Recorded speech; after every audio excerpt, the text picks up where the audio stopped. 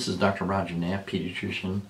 Let's talk about nightmares, or what's called night terrors. There's a definite difference in there.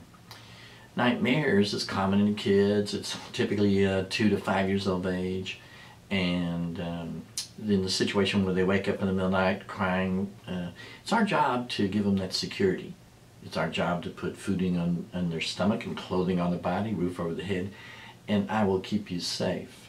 The question is how you do it. Some parents will call out, "You're right, we're here, go back to sleep."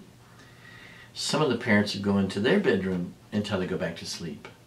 Some of the parents, if they come back into their bedroom, take them back to their bed and put them to sleep. Some of the parents will, if they come into bed with them, let them stay in them with their bed the rest of the night. Some of the parents will pull a pallet out from underneath the bed and go, if you get afraid, come down there. It doesn't matter how you give that reassurance, but it is our job to give them reassurance that will keep them safe.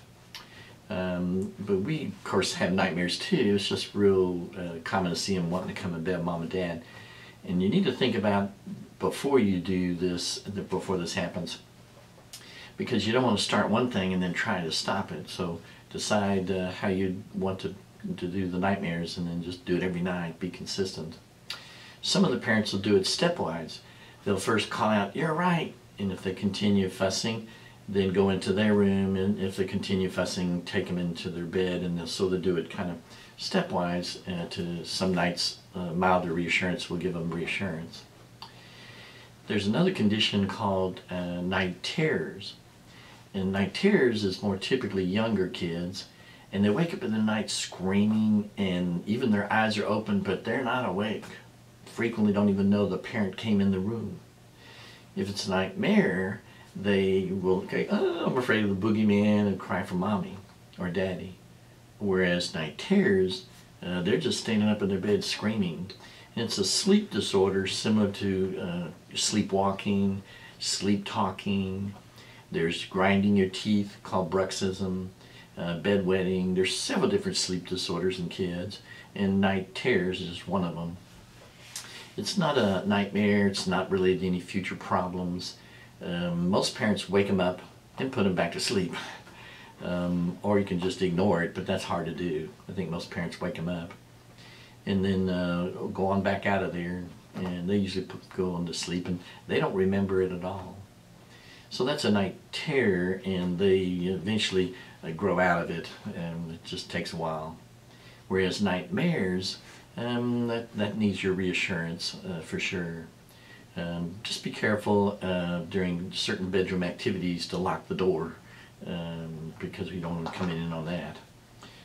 Some of the babies are roamers. They get out to their bedroom and usually come in bed, mom and dad, but there's a few that will get into trouble in the house. We've actually had a rare kid open the front door and go out the door.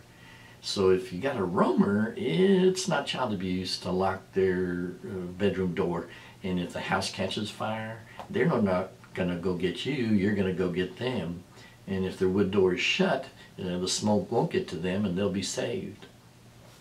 Some of the parents have a hard time doing that, so they'll put a gate at their door, or they will actually get a back door, screen door from the lumberyard, and have the wood door going one way and the screen door go the other. But it is our job to give them reassurance. I don't think you need to block them in there if they just strictly come to mom and dad. Or some of the parents will put a gate in the hall so that they can get to your bedroom but not the rest of the house. Those are some options. It's just kind of scary when your kid wakes up crying, and that's how you should handle it. Thank you. This is Dr. Roger Knapp.